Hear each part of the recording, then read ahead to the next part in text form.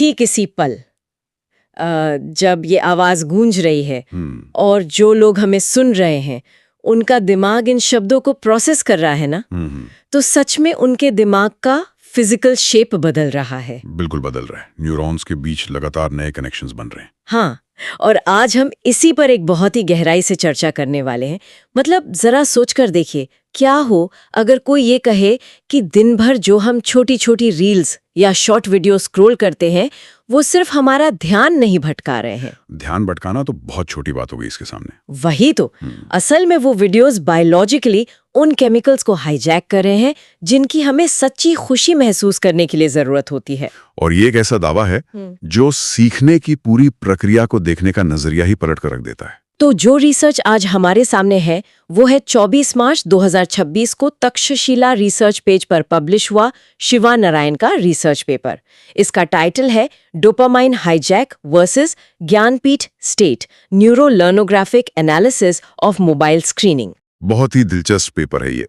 और इस चर्चा का जो सबसे बड़ा मिशन है वो ये समझना है कि खुशी, जिसे हम हैप्पीनेस कहते हैं, वो सिर्फ कोई भावना नहीं है, बल्कि ये एक सही तरीके से डिजाइन किए गए ज्ञानपीठ अनुभव का एक मापा जा सकने वाला जैविक परिणाम है, एक बायोलॉजिकल आउटपुट है। सच में सोचकर देखिए कि अगर हमारे स्कूल, कॉलेज या कॉर्पोरेट ट्रेनिंग प्रोग्राम्स सफलता को परीक्षा के नंबरों से नापने के बजाय इस बात से नापें कि सीखते समय दिमाग बायोलॉजिकली कितना खुश है, ये तो पूरी शिक्षा प्रणाली की नींव ही हिला देगा।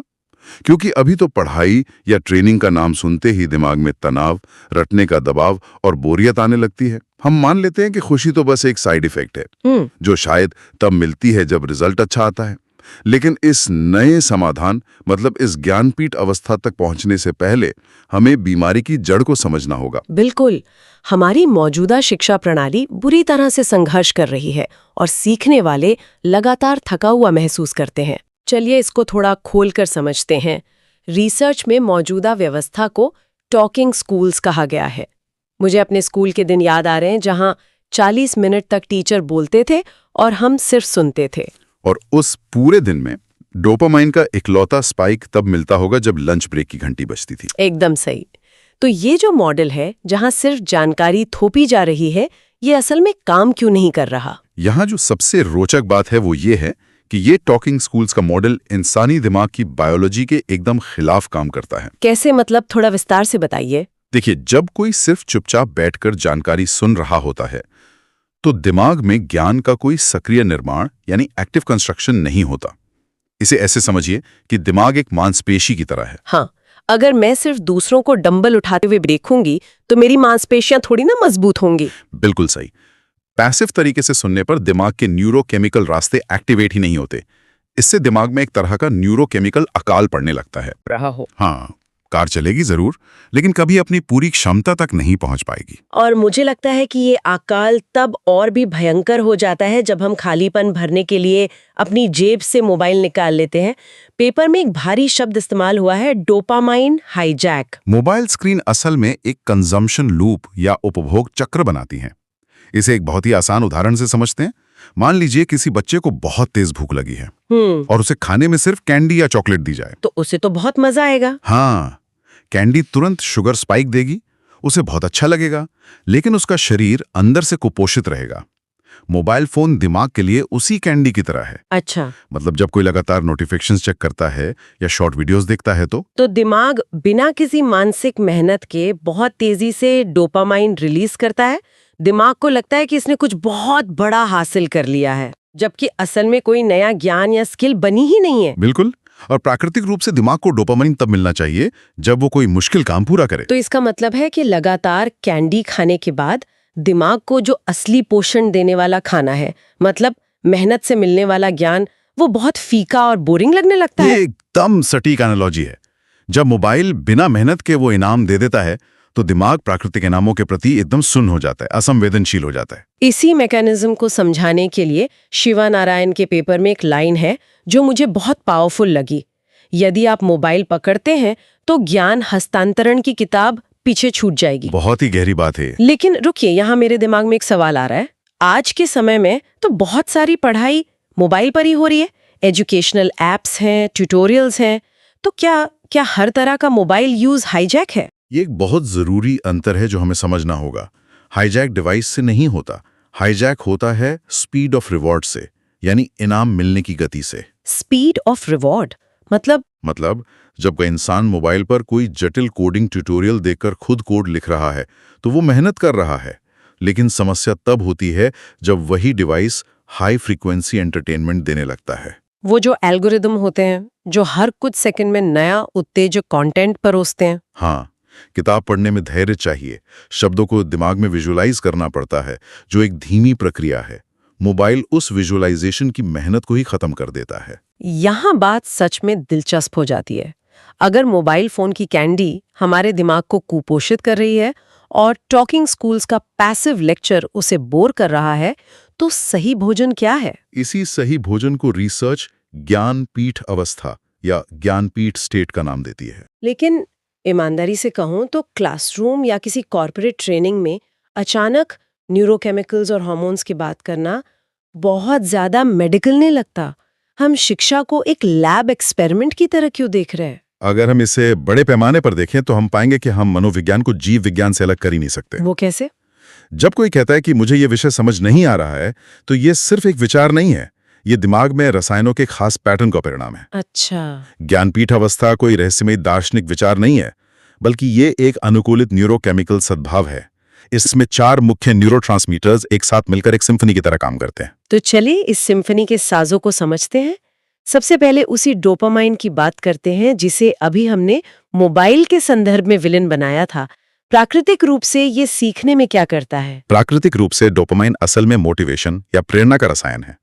ये वो स्पार्क प्लग है जो इंजन को स्टार्ट करता है। Spark plug? जब किसी को कोई नया टास्क मिलता है और वो सोचता है कि हाँ मैं ऐसे कर सकता हूँ, वो जो अंदर से एक ड्राइव आती है वो डोपामाइन है। मतलब जब हम कोई कॉन्सेप्ट समझ लेते हैं और वो आहा मोमेंट मिलता है। बिल्कुल, तब दिमाग डोपामाइन रिलीज करके कहता है कि बहुत बढ़िया, अब अगला कदम उठाओ। ठीक है, तो डोपामाइन ने इंजन स्टार्ट कर दिया, लेकिन कोई भी हमेशा तो मोटिवेटेड नहीं रह सकता ना। 15 मिनट बाद थकान होने लगती है, ध्यान भटकने लगता है।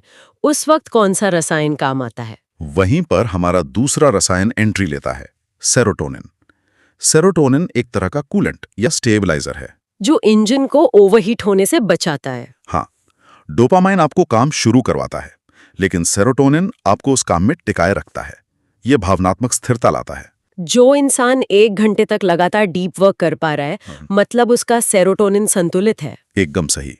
ये उस छटपटाहट को शांत करता है जो हमें बार बार फोन चेक करने के लिए उकसाती है। ये बहुत अहम है आजकल। अब तीसरे रसायन पर आते हैं, ऑक्सीटोसिन। इसे तो आमतौर पर लव हार्मोन कहा जाता है। क्लासरूम के अंदर ऑक्सीटोसिन का क्या काम? शिक्षा और काम के माहौल में ऑक्सीटोसिन ट्रस्ट यानी विश्वास और सोशल बॉन्डिंग का रसायन है। अच्छा, जब लोग मिलकर किसी प्रोजेक्ट पर काम करते हैं। हाँ, या जब एक छात्र दूसरे की मदद करता है तो ऑक्सीटोसिन रिलीज होता है।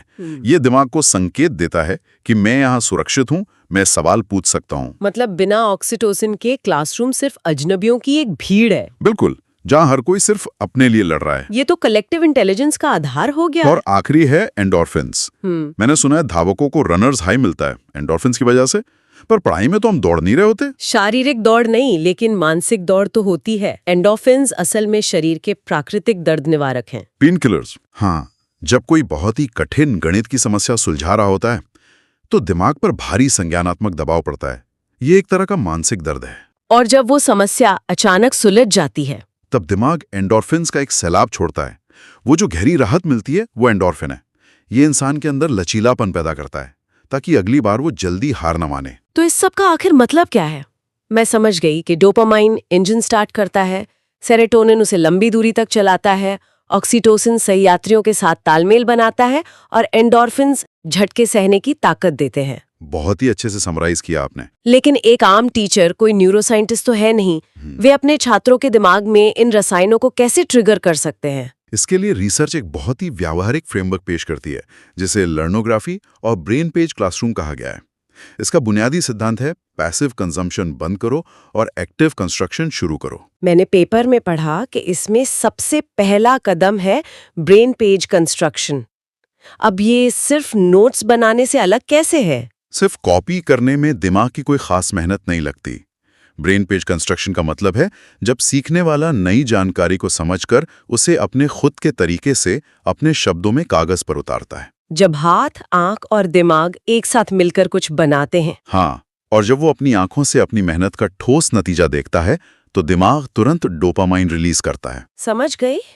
दूसरा तरीका जो मुझे थोड़ा कंफ्यूज कर रहा था वो है साइक्लोजाइड रिहर्सल। ये शब्द बहुत तकनीकी है। क्या ये वही पुराना रट्टा मारना है? नहीं, रट्टा मारना बिना सोचे समझे किसी चीज को दोहराना है जो थकाऊ होता है।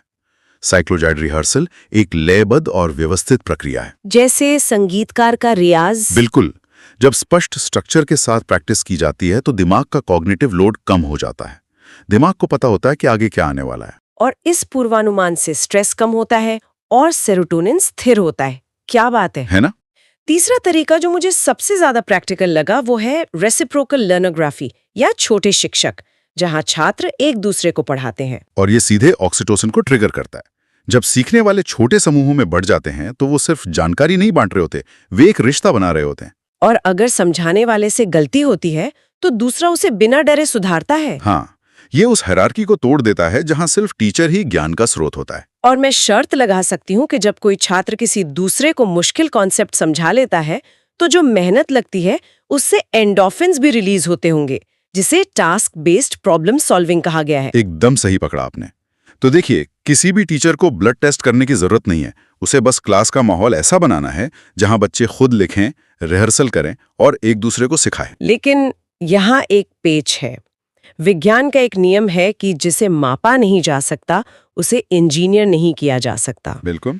अगर हम खुशी को इंजीनियर कर रहे हैं तो हम इसे मापेंगे कैसे? मतलब बिना खून निकाले हम कैसे जानेंगे कि किसके दिमाग में कितना डोपामाइन है? ये उलझन बहुत स्वाभाविक है और यहीं पर research knowledge transfer material system या KTMS का कॉन्सेप्ट सामने लाती है, जो पारंपरिक ग्रेड्स की जगह लेता है। हाँ, KTMS में बिहेवियरल प्रॉक्सीज यानी व्यवहारिक संकेतकों का इस्तेमाल किया जाता है। हम रसायन सीधे नहीं नापते हैं, हम उस व्यवहार को नापते हैं जो रसायन रिलीज होने का पक्का सबूत है। अच्छा, तो ये कुछ वैसा ही है कि अगर कोई पसीने से तरबतर है और उसकी सांस तेज चल रही है तो हमें हार्ट रेट मॉनिटर की जरूरत नहीं है ये बताने के लिए कि उसने मेहनत की है। बहुत ही शानदार उदाहरण। ठीक इसी तरह KTMS के बायोलॉजिकली लिंक्ड KPI काम करते हैं। चलिए डोपामीन KPI को लेते हैं। लेकिन एक सेकेंड, अगर कोई बच्चा कोई टास्क बहुत तेजी से शुरू कर रहा है तो क्या ये जरूरी है कि वो डोपामीन की वजह से ही हो? हो सकता है वो टीचर की डांट के डर से ऐसा कर रहा हो। ये बहुत ही क्रिटिकल पॉइंट है। अगर वो डर से कर रहा है तो उसके दिमाग में कॉर्टिजोल हावी होगा, स्ट्रेस हार्मोन। तो फिर फर्क कैसे करेंगे? KTMS इसी बात को ध्यान में रखता है। डोपामीन KPI सिर्फ स्पीड नहीं देखता, वो ये देखता है कि क्या टास्क सेल्फ इनिशिएटेड था, क्या बच्चे ने खुद पहल की बिना किसी बाहरी दबाव के। तब वो डोपामीन है। बिल्कुल। और सेरोटोनिन KPI के लिए ऑब्जर्व किया जाता है कि कोई बिना अपना ध्यान भटकाए कितनी देर तक डीप वर्क कर सकता है। अगर कोई लगातार 45 मिनट तक बिना फ्रस्ट्रेट हुए काम कर पा रहा है तो सेरोटोनिन अच्छे से संतुलित है। और ऑक्सीटोसिन के PPI? उसमें देखा जाता है कि छोटे शिक्षक के रूप में वो साथियों के साथ मिलकर पढ़ाने में कितनी भागीदारी कर रहा है, क्या वो मदद करने के लिए आगे आ रहा है। और अंत में एंडोर्फिन के पीक के लिए देखा जाता होगा कि मुश्किल काम मिलने पर वो कितनी दृढ़ता दिखाता है। हाँ, हार ना मानने की वो जिद ही एंडोर्फिन का इंडेक्स है। इन सबको मिलाकर एक कॉम्पोजिट ज्ञानपीठ हैप्पीनेस इंडेक्स या GHI बनता है। रिसर्च में तक्षशिला के लेवल 4 और 5 का जिक्र है, जहां लोग मॉडरेटर या रिसर्चर बन जाते हैं। हाँ, ऐसे लोग लगातार इस उच्च GHI अवस्था में रहते हैं। वे सिर्फ पढ़े लिखे नहीं होते, वे न्यूरोकेमिकली खुश और संतुष्ट होते हैं। यही सबसे बड़ा टेक अवे है। हम ये नहीं पूछ रहे कि तुम्हें कितना याद है, हम पूछ रहे हैं कि ज्ञान ग्रहण करते समय तुम्हारा बायोलॉजिकल इंजन कितनी अच्छी तरह काम कर रहा है। बिल्कुल। लेकिन हमें उस कड़वी वास्तविकता पर वापस आना होगा जिससे हमने शुरुआत की थी, हमारा स्मार्टफोन। ये पूरी रिसर्च हमारे ध्यान के लिए क्या मायने रखती है? ये एक बहुत जरूरी सवाल खड़ा करता है, चॉइस आर्किटेक्चर के बारे में। इंसान का ध्यान कोई ऐसा कुआं नहीं है जिसका पानी कभी खत्म ना हो।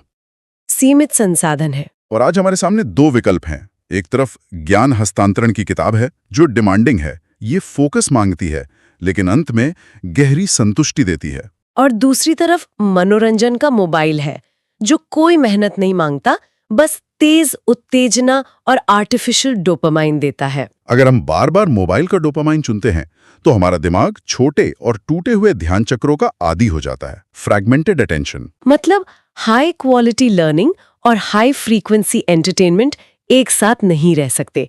हमारा दिमाग लंबी और गहरी सोच के काबिल ही नहीं रहता। इसीलिए अब समय आ गया है कि टीचर्स केवल कंटेंट डिलीवरी बॉय बनकर ना रहें, उन्हें न्यूरो लर्नोग्राफिक इंजीनियर्स बनना होगा। न्यूरो लर्नोग्राफिक इंजीनियर्स बहुत भारी शब्द है। हाँ, इसके लिए 7x7+1 मिनिएचर स्कूल सिस्टम का मॉडल सुझाया जाए, जहां बच्चों को 7 के समूहों में बांटा जाए, अलग अलग गतिविधियों से गुजारा जाए और एक मॉडरेटर उन पर नजर रखे। तो इस सिस्टम में कोई पैसिव नहीं रह सकता। दिमाग लगातार उन चारों रसायनों का उत्पादन करने के लिए मजबूर हो जाएगा। निष्कर्ष बहुत स्पष्ट है। खुशी सीखने की सही प्रक्रिया का मापा जा सकने वाला परिणाम है। तो जो लोग ये विश्लेषण सुन रहे हैं, उनके लिए यही सबक है कि निष्क्रिय उपभोग कभी गहरी संतुष्टि नहीं दे सकता। हमेशा सक्रिय निर्माण को चुनना ही गहरी समझ और सच्ची खुशी की चाबी है। हम अपने दिमाग को किस तरह का ईंधन देते हैं, ये पूरी तरह से हमारे हाथ में है। बिल्कुल। सफलता को दिमाग की खुशी और न्यूरोकेमिकल बैलेंस से मापना कोई ख्याली पुलाव नहीं है। ये एक ठोस वैज्ञानिक सच्चाई है। तो आज की इस चर्चा को खत्म करने से पहले एक विचार मैं यहाँ छोड़ना चाहूंगी। अगर हमारा दिमाग उन चीजों के अनुसार खुद को बदल लेता है जिन्हें हम बार बार चुनते हैं, और मोबाइल हमारी खुशी की क्षमता को बदल रहा है, तो जरा सोचिए हमारे आसपास मौजूद और कौन सी तकनीकें हैं। स्मार्ट वॉच जो हमें कदम गिनने पर मजबूर करती है, या एआई असिस्टेंट्स जो हमारे सोचने से पहले जवाब दे देते हैं। क्या वे भी चुपचाप हमारी न्यूरोकेमिस्ट्री बदल रहे हैं? बिल्कुल। और कल सुबह उठकर अपनी खुद की जिंदगी में एक छोटा सा हैप्पीनेस क्लासरूम बनाने के लिए हम सबसे पहला कदम क्या उठा सकते हैं, इस पर जरूर विचार कीजिएगा।